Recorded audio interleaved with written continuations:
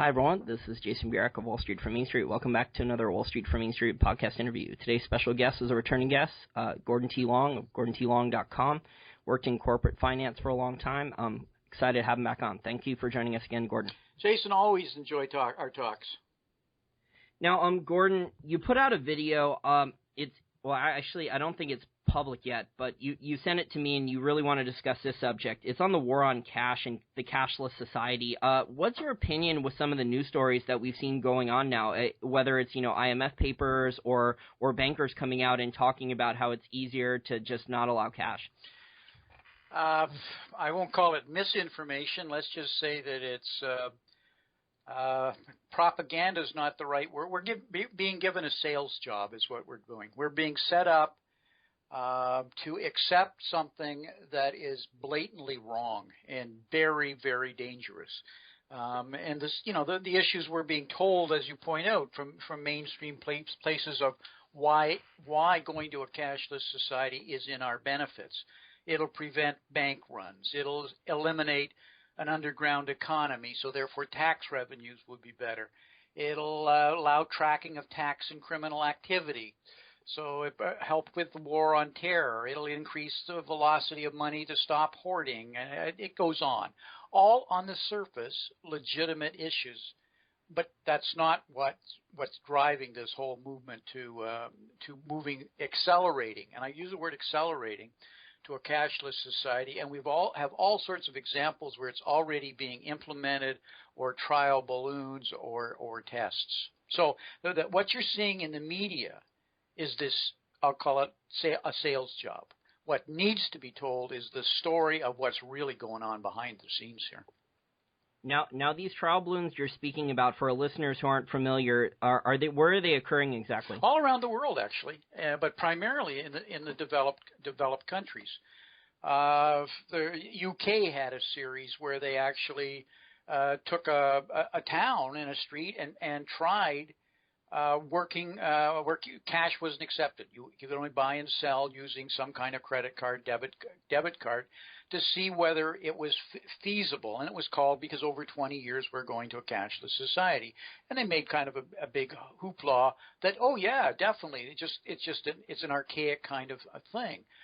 You're seeing it we did it in Cleveland right now. Your bank accounts in some of the areas, your safety deposit box, you can't keep cash in it, no longer.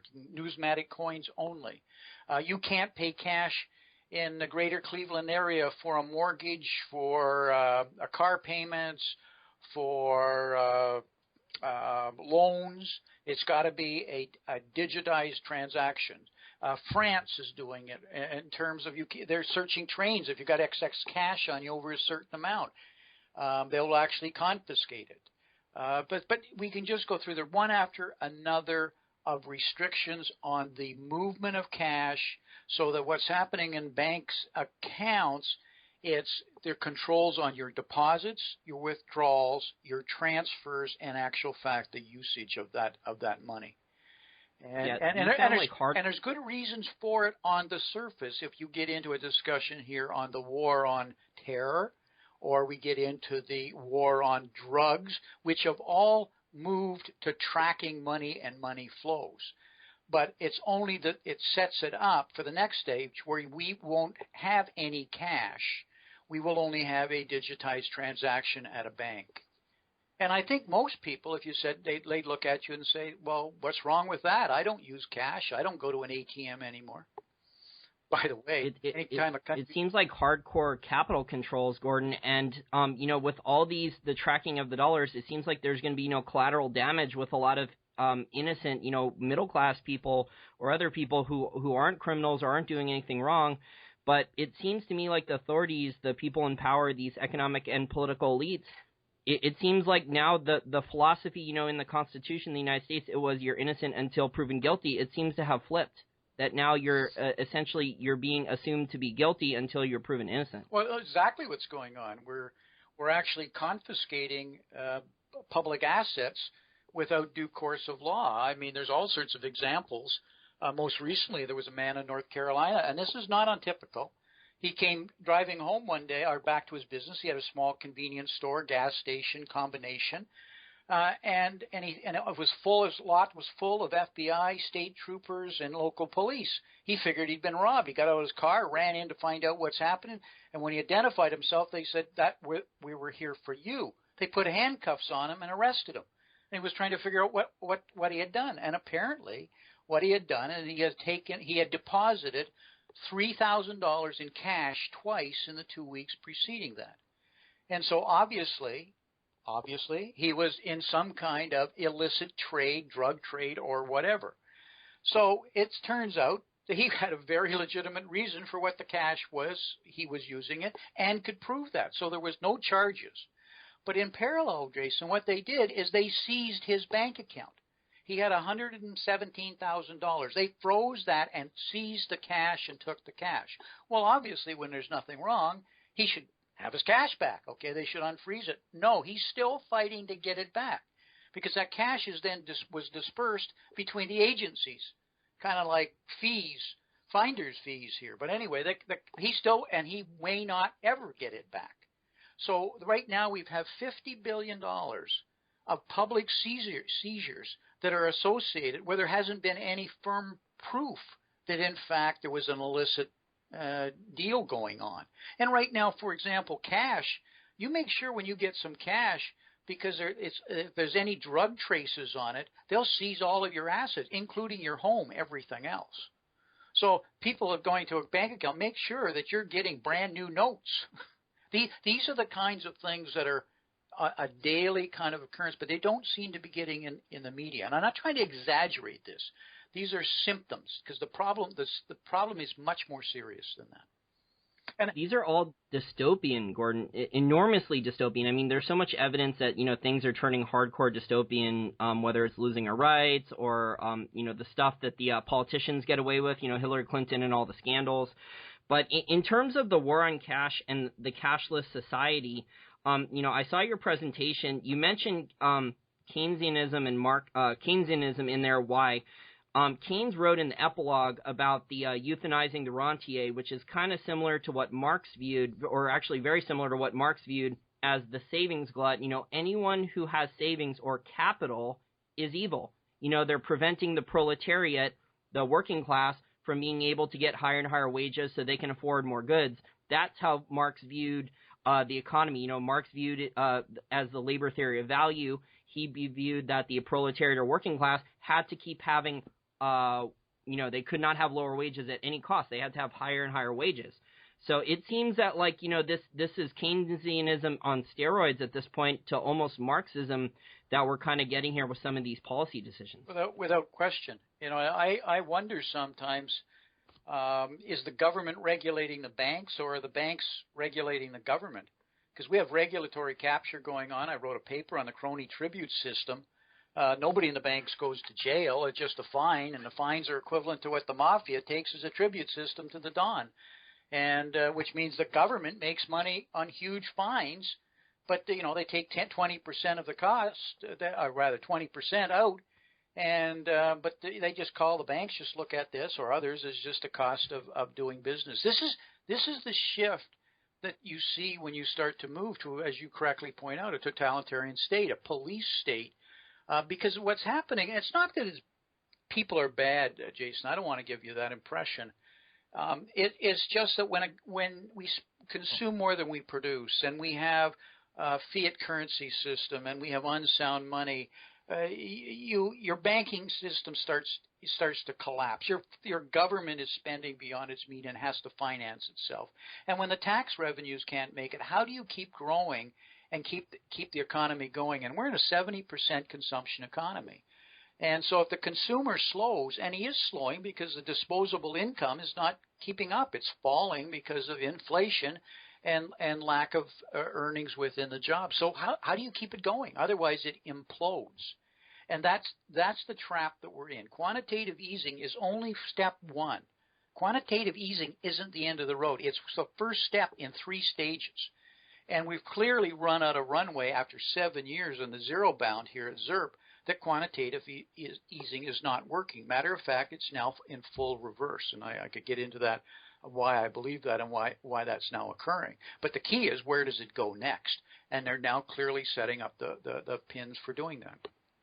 Well, one more point before we move on to financial repression and global quantitative easing is about the cashless society. One of my greatest worries, Gordon, and this is why I think cash is so important to a society in savings, is that, if everyone's using credit cards or digital bank accounts and stuff like that, if you're a rabble-rouser on the level of Julian Assange, of WikiLeaks, or Edward Snowden, if you're releasing documents, if you're a whistleblower and, they're supposed to endorse whistleblowers, they've said, they encourage whistleblowers, but in actuality, their behavior, they really don't. Look at what happened financially to these guys, to Assange and Snowden. They were turned off from the system. Their bank accounts were evaporated. Their credit cards were evaporated. I don't even know how they can get any salary now or afford to buy groceries. So if you speak out against the government, or you do or say the wrong things to the wrong groups of people in the government, or the wrong government agency, or the wrong group of banks or something like that, and you're a whistleblower, you're a legitimate whistleblower with evidence that, you're trying to get the system fixed, you're trying to get things corrected in the right way, you want the public to know the truth, and they could just basically just ruin your life financially with a couple of clicks of the mouse. So that's what scares me the most. It should, because that's exactly the issue. Right now, having cash protects you from the banks. It protects you from the government. It actually allows you choice when you don't have cash. And so all your wealth is in a digitized fashion, held somewhere by a bank, as you say, a click of a switch, and you haven't got access to it. Your credit card's not working. Look at every time we have a problem anywhere in the world, the first thing you do is the ATMs are shut down, or you're only allowed $100 a day that you can take out. And how does that impact your life? Dramatically. That is total. That's not just capital controls. That is controlling the use of your wealth and your freedoms. So it's Marx's wet dream. Well, it's a banker's dream. A simple example, Jason, because I think there's a lot of this seems too academic for a lot of people, I find. But let's assume you have $100,000 sitting in a bank account right now, and you feel pretty secure on that money. But if you don't use cash and you have a cashless society, how do you get that $100,000? All you can do is you can transfer that money to another bank or to another function. So it never leaves the banking system. And as you know, if it stays within the banking system, they do things with that money, like buy government bonds, for example, that they would be forced into, whether they're good investments or bad. And with bail-ins right now, you could lose everything in a bat of an eye. But so you can't do anything with that cash. You can only move it around, assuming that it's as it is today, where there are no fees, surcharges, restrictions on that movement, and you can be assured that sort of thing starts to happen. But everybody says, well, I don't use a credit card. I don't use cash anymore. I never go to the ATM. I just use my credit card. Well, what people fail to understand is, we all know that if you've got a credit card, debit card, or credit card, and you have excessive amounts, the fees are absolutely predatory if you don't pay or if you have large balances. They're beyond bizarre, but and they're eating up a lot of money for people that are in middle and lower class of our society.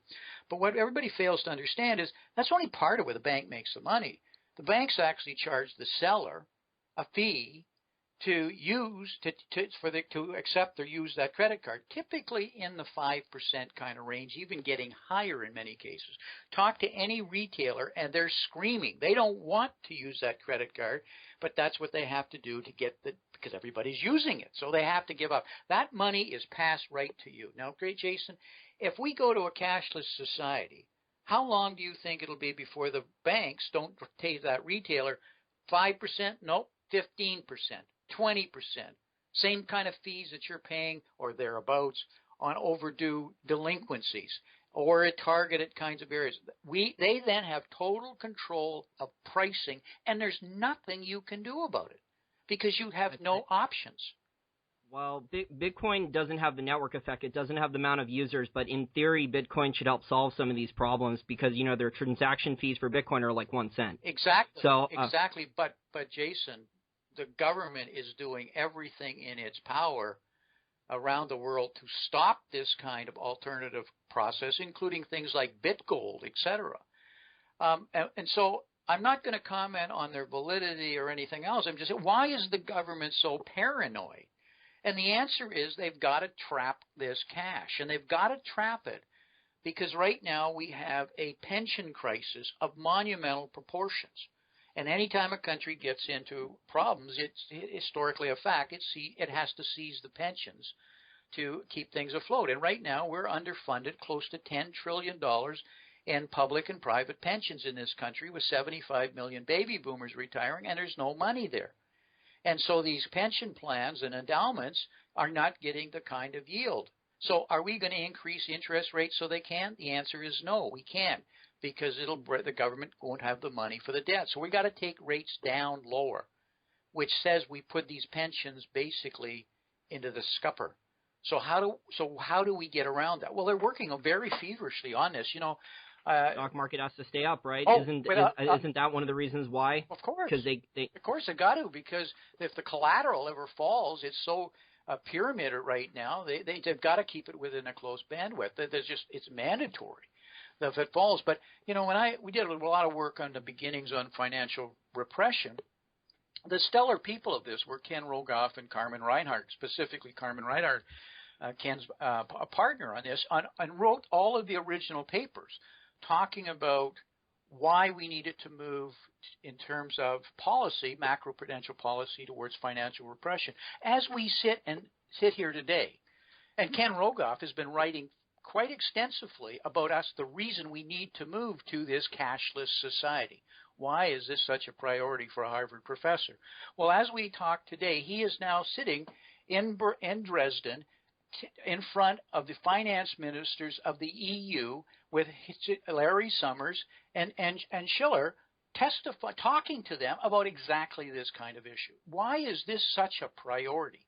Clearly, it's because they're concerned about a potential crisis, potential issues in the pension systems, and how the bail-ins. Because remember, if the banks fail, the government's not bailing them out. They're taking the depositors' money who are lower down on the capital structure. And that means deposits. And the FDIC is underinsured right now, so they're worrying about that. I'm not trying to say there's something imminently going to happen. I'm saying it's the direction in which we're heading. And this was, Jason, was well documented in I guess it was March of 2000 in a paper by the Richmond Fed. And this was, remember, that was the dot-com implosion occurred right there in that spring. So they were saying, oh my God, what are we going to do about this? And they had a 3-point plan of if interest rates got to the zero bound, because that was the first thing to take them down, what they would have to do. And so this plan has been mapped out quite strongly. And the 3 points on it, of the 3-point plan, it's well documented, was the first thing you'd have to do is start buying assets. That's called quantitative easing. Been there, done that. We're heading for quantitative easing 4. If that doesn't work, or in parallel, you have to move to the second part of it, something called money transfers. We popularly call it helicopter money. That is dropping money right into target class, student loan forgiveness, cash for clunkers, whatever. You will probably see elements of that. But the third one was a carry tax on cash. And that is making sure that this cash was not hoarded and was moved back into the system. Because, Jason, we have $5 trillion trading today at negative nominal rates around the world, sovereign bonds, $5 trillion. That is organizations, institutions that are willing to pay for somebody to hold their money, pay them to hold their money in the bonds for various reasons, and I can describe why. But if you do that and you're going to have negative rates for a foreseeable future, then how are you going to – it's cash stops that. People will take their money out of the bank and they're going to hold it in their mattress, or corporations are going to keep their treasuries in their own facilities, and they can't allow that because there's not enough cash in the system. If you look at the cash as a percentage of the total assets, it is minuscule. Any kind of cash withdrawals, and if you go back to 2008, the financial crisis and the money market funds, it was when we started to move that into cash or into short-term treasuries. It was an outright panic. So they've got to stop that. They've absolutely, and this is the way to do it. And I actually read at least one of Carmen Reinhardt's white papers, and I've listened to a number of her speeches too. And Ray Dalio, I think, who's like one of the top hedge fund managers on Wall Street, he's a billionaire. He wrote something similar a couple years ago called Beautiful Deleveraging, which basically backed up what Reinhardt said, and then the Fed went and did it basically, to keep asset prices higher, to do nominal GDP targeting, basically give Wall Street a whole bunch of free money, right, and let them speculate with it in the asset markets and stocks and bonds and real estate so they can make extra money. Yes. But do you know how profitable all this is for the banks? This is like it's free money, right? It's enormously profitable with leverage, but it works together because right now with the banking system, at least we think it works, is if they have your dollar, they can lend out $9. Well, it's much higher than that. But the real money is that it's the asset values with the new Basel III, as long as they hold it in sovereign bonds or repos, there's almost unlimited leverage they have.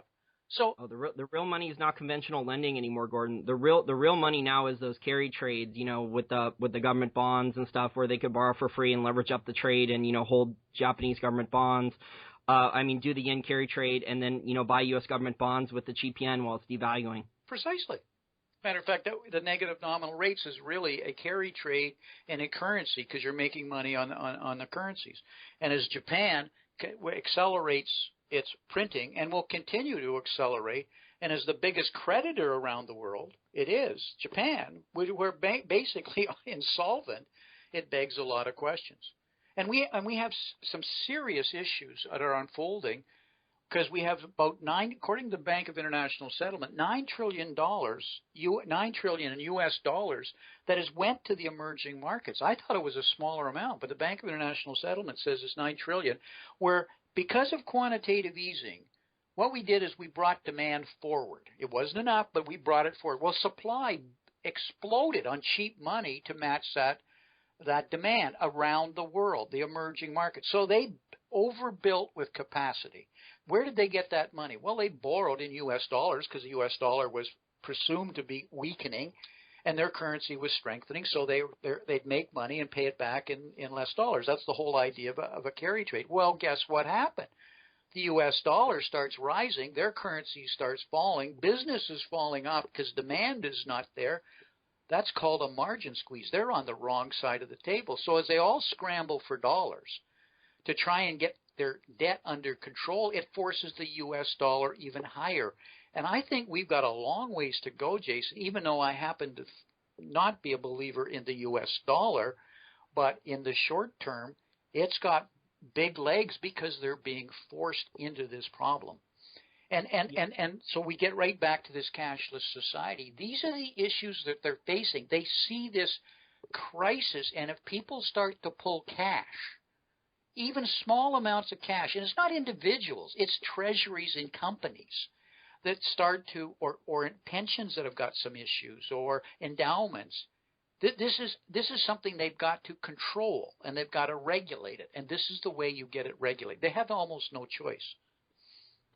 Yeah, the dollar may strengthen, but it's in the process of going. I think Rob Kirby said this on Greg Hunter's show, Supernova, where if it gets too strong, it's going to really hurt U.S. corporations badly. It already is. I know, like in the last couple of quarters, the earnings, right, for U.S. corporations with a strong dollar was drastically hurt. I think some of the corporations, there was a 20 or 30% drop in earnings due to a strong dollar, right? Exactly. It's a huge issue right now as we talk. But don't forget for a moment that a lot of these corporations are very clever at forwards and currency hedging and protection. So it's not being felt as bad as it probably could have been. But going forward, you can't sustain it because the top line of growth in these corporations is falling.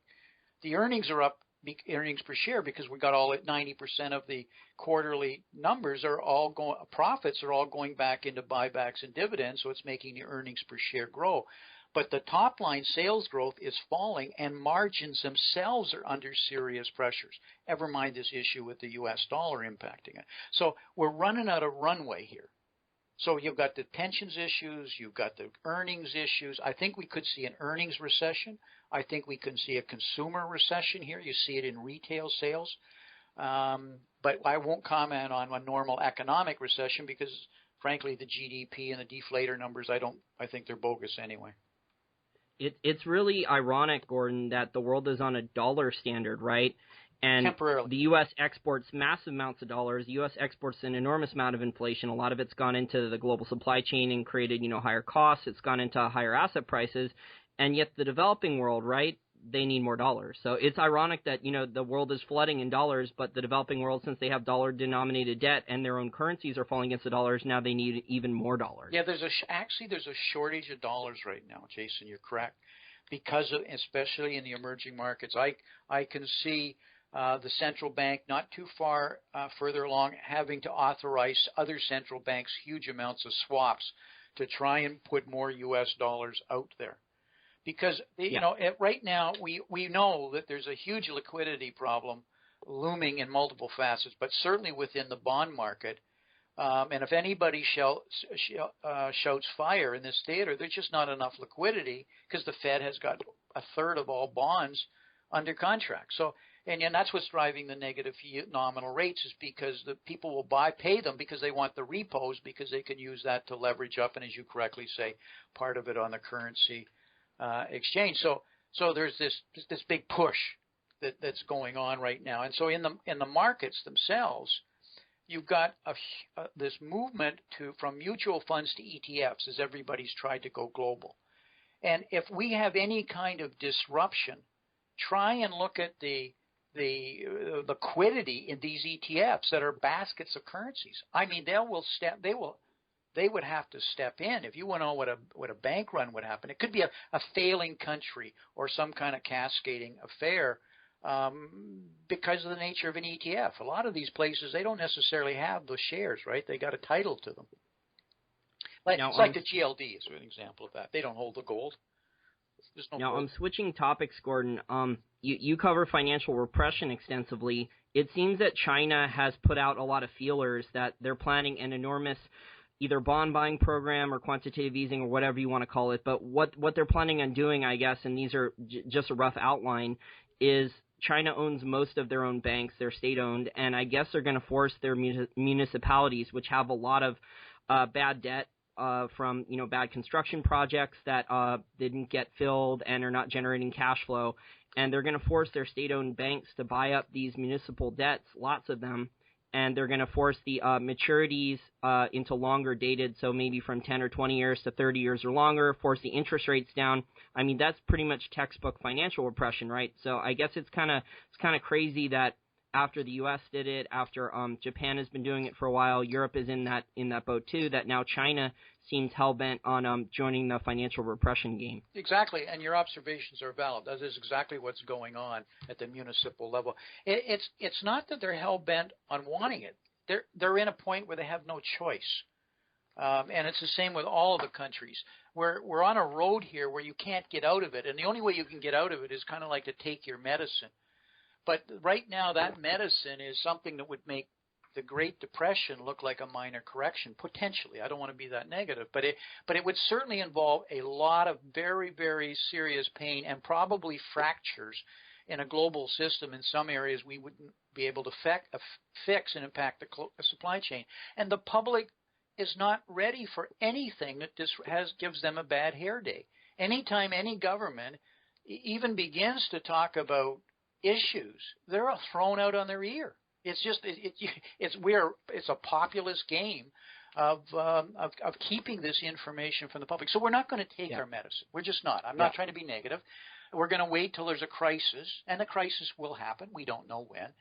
And then in the crisis, you will be forced to live with certain things. You'll find revaluations of currency. Your assets and your pensions won't have the flexibility. But we will all do it because what we want more than anything else is to return to some level of stability and the way it was. And so things that we wouldn't even dream of. We on the streets yelling about. In a crisis, we'll say thank you, and that's what they're counting on, in my opinion. Now, Gordon, whether you talk to either Jim Willey or Jim Rickards or some of the other experts out there, and I'll include you in that because I think you're one of the smarter people I talk to, and you have a lot of experience in the financial industry, working in different jobs, either in corporate America or in the financial industry.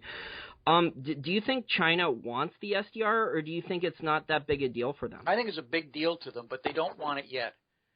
They right now they've got. I happen to believe their gold holdings are an order of magnitude larger than we believe, and but they don't want to play that card, and they would like a solution with the SDR, with the IMF, but it would require the United States and the developed countries, us becoming partners with them to try and balance things and work it out.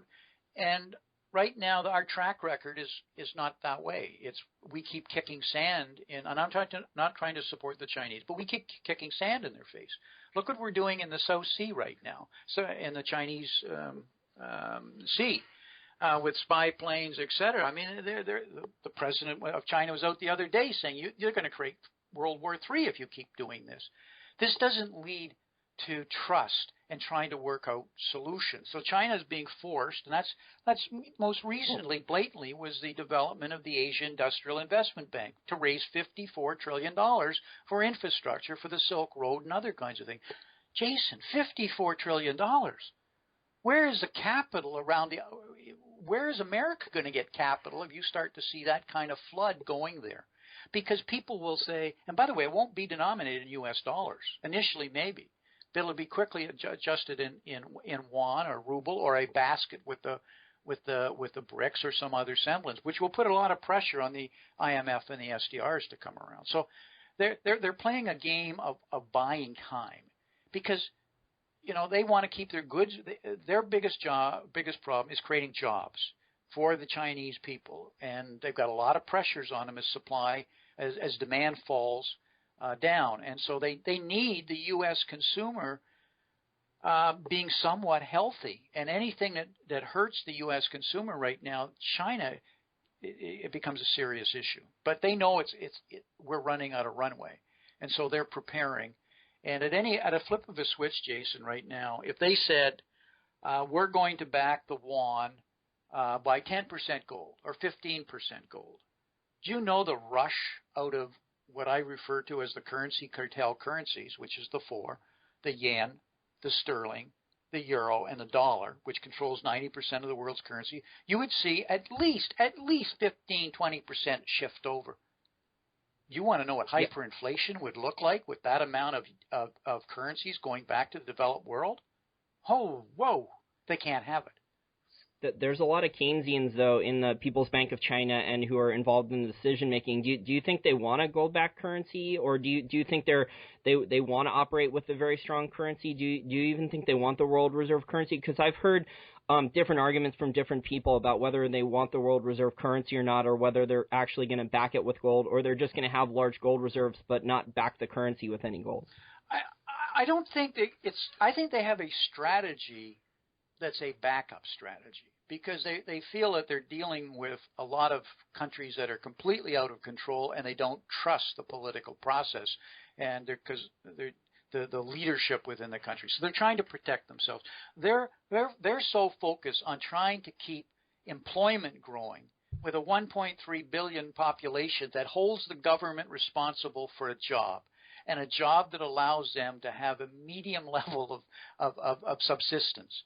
And if the government can't keep growing jobs, as these more and more people have left the farms and moved to the urban centers, governments are replaced. So they need growth.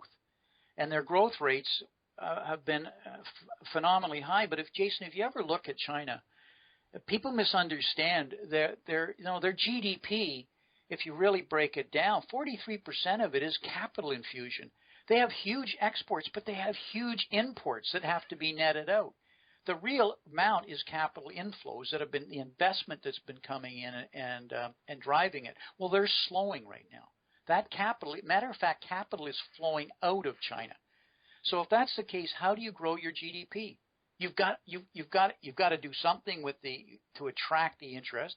It's got to do something with. I don't think anyone's really growing their GDP in real terms, Gordon. That's my opinion, though. Well, I believe that. That's absolutely true. I actually believe that GDP is negative if you look at a proper deflator, and has been for a number of years.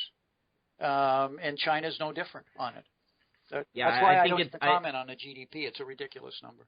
I think all the statistics across the board are becoming pretty ridiculous. You know, we hear CNBC and Bloomberg. I was watching it for about 10 minutes today, and they had on, regular mainstream economists kept talking about how good the recovery is. They were blaming the weather for the bad GDP number.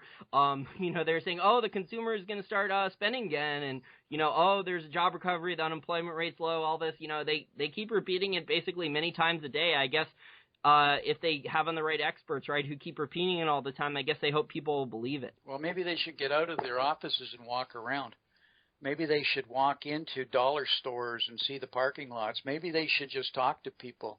They should see the people trying to get jobs at the local Dunkin' Donuts, etc. They should drive down the streets and see the factories that have been barricaded for long times. Office places, there isn't one in New England that doesn't say for lease or for rent on it. I can keep on going. And then see all the retail places that are steadily closing up because there's no traffic, and they're moving to the internet. Look at the students today who can't find. I mean, there's exceptions, of course, can't find the jobs. That it's not to be negative. It just says that the economy is not in a recovery that's anywhere sustainable. The jobs are all bartenders and waiters. That's a fact. And it's part-time work. That's not growing disposable income. And why that is so critical, we're a 70% consumption economy. If we were 33% like China, okay. If we were in the 50% like most countries, maybe.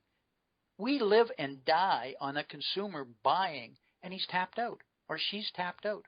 We've got it, the middle class. That's not debatable. That's a fact. So I agree. The middle class is being destroyed.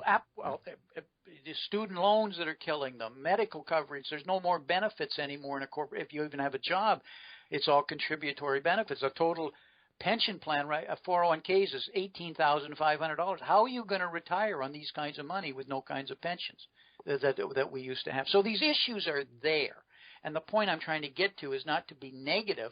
It's the realization of the position the government is in. These are good people, generally, trying to do the right thing for the country and have so little options now available to them. And they have the numbers in general. For example, I just talked to a professor here at BU, Lawrence Kutlikoff, and he testified before the U.S. Senate Banking Committee, and his paper on the fiscal gap shows that the U.S. fiscal gap, and I'm sure you're aware of this, Jason, but I hope others are sitting down, is $210 trillion.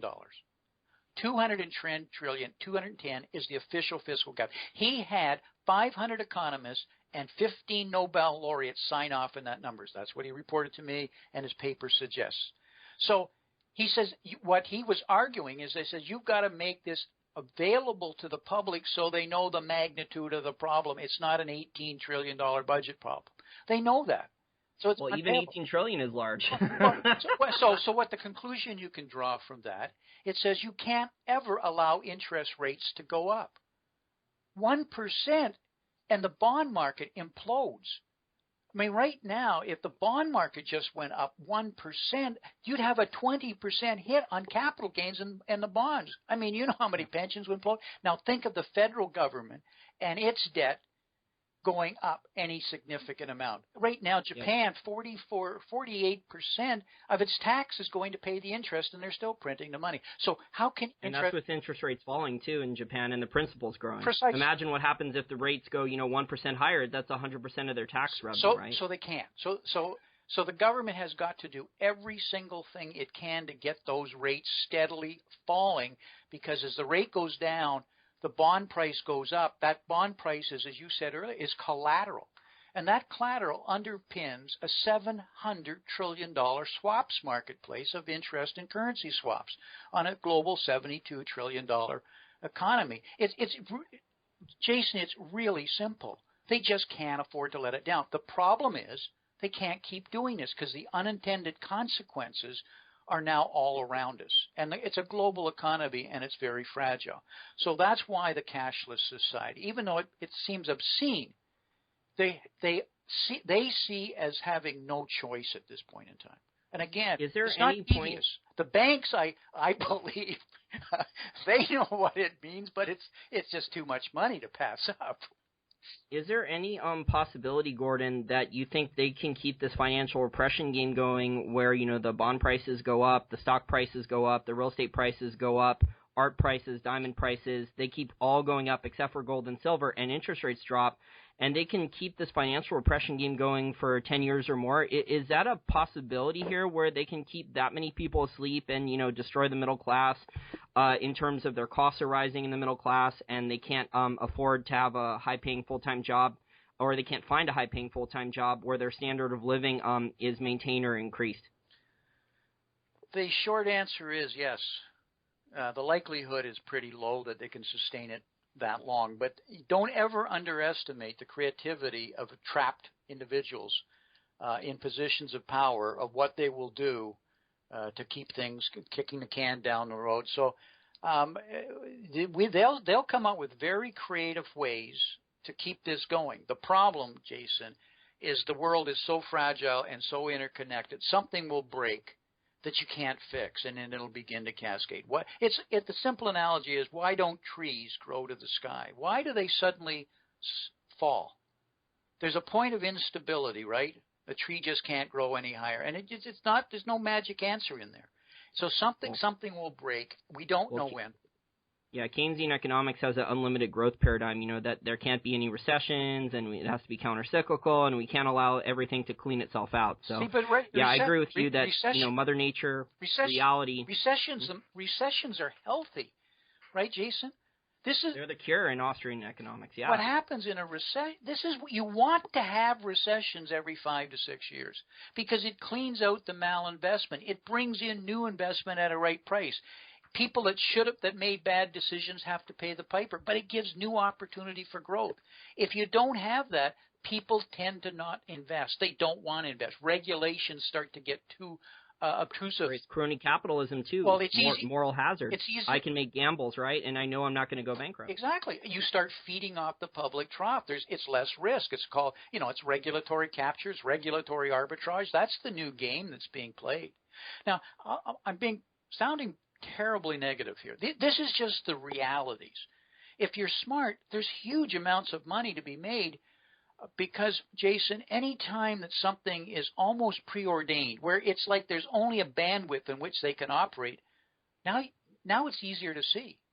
It's easier to see what they're going to be forced to do. And when they're forced to do it, you can start to protect yourself. Or you can make the manipulation. I agree. The manipulation and intervention of government is becoming pretty predictable. I mean, it was pretty predictable that the stock market would be kept up. So and it will be. Now we will have some minor scares in here, but I believe that the government it won't be long before they're in guaranteeing collateral, guaranteeing values. I suspect at some point, I'm going to shock you, you'll see when it's a collapsing market as a scare, where they're in guaranteeing funds, mutual funds and ETFs, specifically in the ETF market. That's the kinds of things you should expect to see over the next 12 to 36 months, which is something that's unheard of. But so is quantitative easing. So is zero interest rates.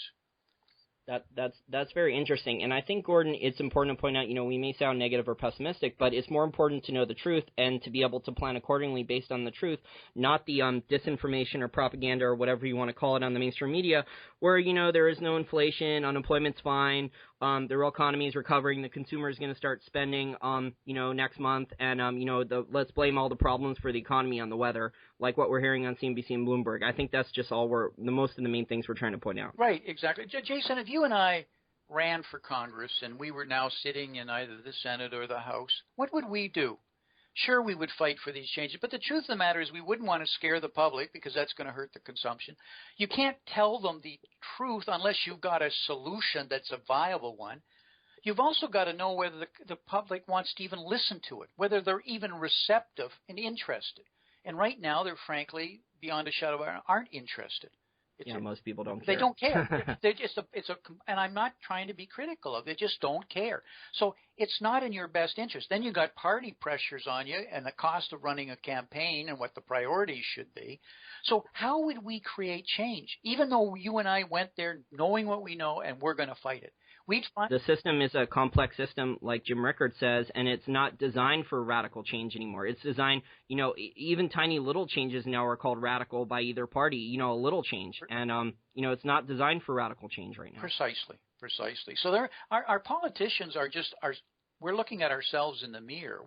The real power is from the people. And we have all of the power to create the change, but we're not exercising it. And the longer we go without exercising it, the more the police state, military, we give away our freedoms without knowing it. That's why I'm so strong with this cashless society. I believe it's equivalent to us putting handcuffs on ourselves and our future generation. This is profoundly dangerous. Dangerous.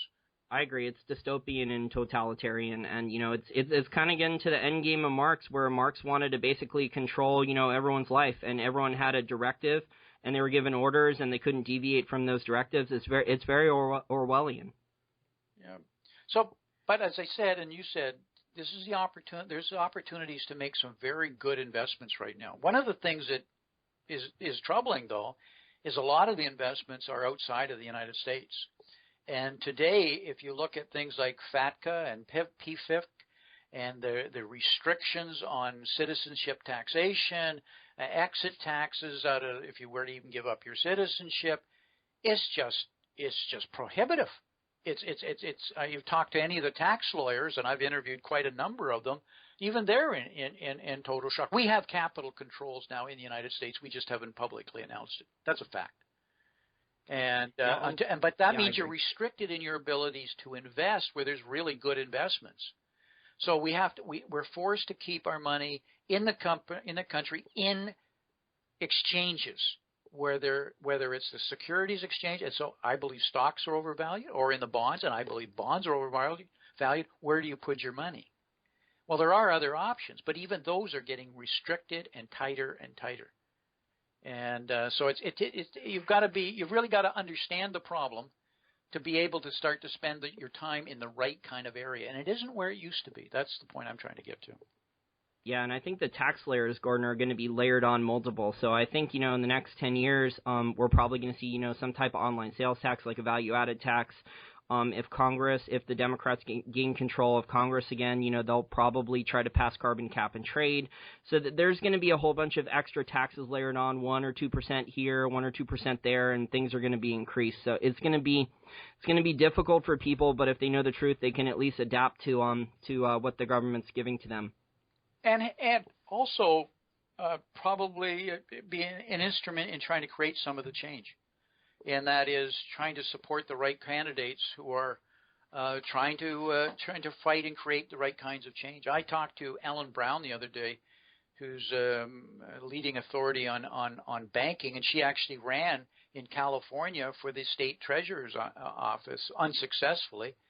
And I asked her what she learned, and she says, no matter what you believe and how strong your message, big money wins. And well, I think I disagree about the political process being able to be fixed at this point, Gordon. I think it's a runaway train, and I just think eventually it's going to hit a wall because, there's just so much gerrymandering, and they won't even allow competition in the political system with third or fourth parties in the United States. So I think until we have legitimate third and fourth parties and people have some options where they think, legitimate other candidates can win, the political system is essentially broken, and I don't think it's fixable. Well, many times in history, people have reached that stage, but there's always a group young people that believe that it can't. They don't know enough that it can't be fixed, and they start movements and changes. But the way it'll be fixed, change will be a crisis, as we talked about, Jason. I'm optimistic in the human nature. It always shocked me. Always. I am optimistic about technology. There's a lot of amazing stuff out there. In the labs, we've reversed the aging process in mice. We've reversed blindness in the labs. We're 3D printing amazing things. We may start space travel next decade or two. We have robots that could potentially be servants. We have driverless cars. I mean, there's a lot of things to be excited about in terms of technology, but I'm not as optimistic, let's just say, on politicians and certain government bureaucrats and things like that. I'm with you on that understanding. I spent most of my career in technology, and I've never been more excited about the rate and the type of technology that we have and where it's going. And with the labor force becoming more and more educated around the world as more and more people are now participating rather than just in the developed countries and are wanting to participate, the future, we're going into an accelerated stage that's going to make the 20th and 21st century look minor. It's going to be huge. But having said that, there's a chasm here, which is probably between 5 and 15 years, somewhere in there, where there's going to be a crisis, and there's going to be massive problems that have to be fixed, because all of these crises, Jason, are change trying to happen. And because we don't have the structures, whether the IMF, the Bretton Woods, the currency reserve system, all these things are symptoms that need to be fixed in a new world. But we will get through it. It will be painful. There will be fortunes made. My grandfather made most of his money in the Depression, and he always said the best times to make money are in bad times. So if you believe that, these next 15 years, thereabouts, it could be shorter, could be longer, but that period, if you can come out of the other side of it with your wealth intact, and maybe even better, it's going to be phenomenal growth. Because the technology is so advanced, but you've got to see the stage we're going and where the future is. Don't quit on it. Get engaged in it. Yeah, I agree. There's been so many entrepreneurs and investors. If you go back through the past depressions, whether it was Walt Disney or so many other entrepreneurs and investors, I think the Bank of America guy started Bank of America, before they were doing fractional reserve banking. He started giving out loans to entrepreneurs. I think he actually gave out a loan to Walt Disney, the Bank of America guy. And I believe that was in the Depression, was it not, or thereabouts? And yes. And people were so negative and down. And what did he come out with? Mickey Mouse and Donald Duck, because he brought a smile, and an optimism. So he turned a negative environment into a fortune in a major corporation over a longer period of time. So you have to see the opportunities, and the opportunities right now are in the negatives. The government is in our way right now, Jason. The government the government, as you correctly point, is the problem. But don't blame them. They're trying to do the best they can. What we have is a serious leadership problem. My final question for you, Gordon, before I'll let you go, there's a whole bunch of debate with a lot of experts in our field, in the gold and silver community, about currency wars, or whether all these central bank actions doing quantitative easing programs are coordinated, where, the U.S. takes turns, then Japan goes with their quantitative easing, then Europe goes.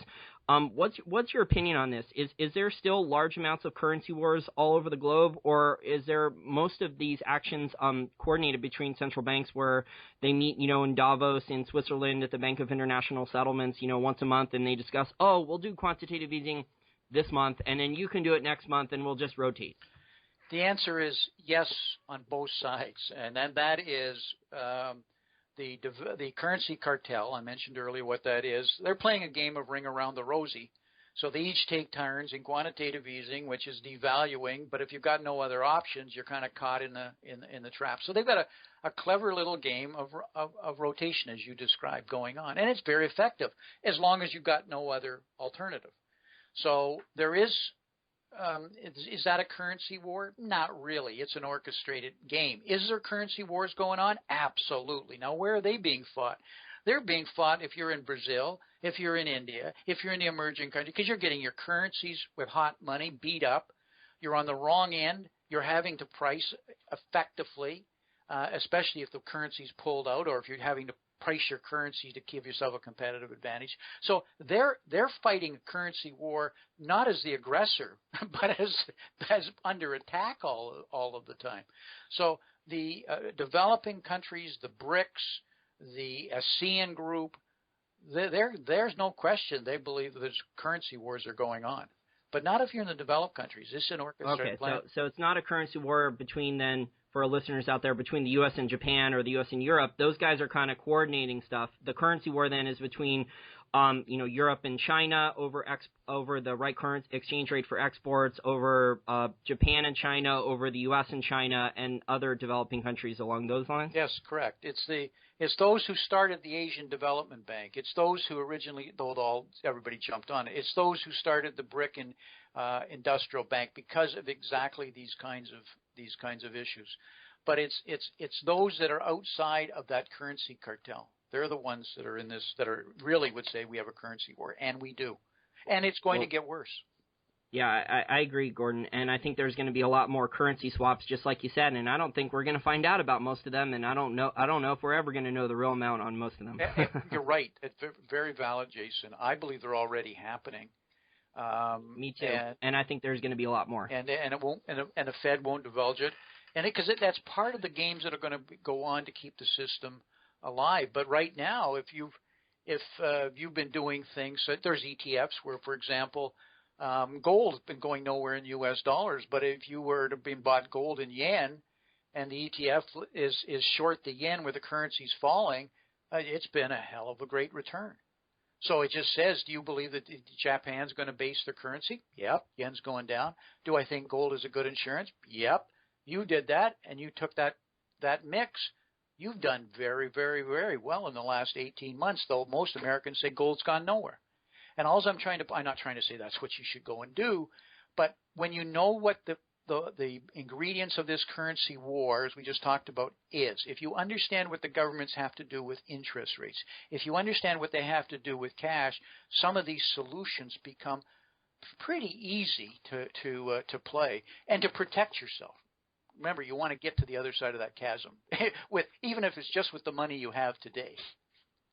Yeah, and we talked about so many different things that are going on that are potentially, dangerous to the global economy, Gordon, that it's no wonder that both the Bank and International Settlements and also the IMF are warning that there could be, another major global crisis in the near future. Jason, they're not warning; they're screaming. They can't. I don't think the IMF can and the Bank of International Settlement or OECD can be any stronger politically than what they're screaming about the seriousness of the issues.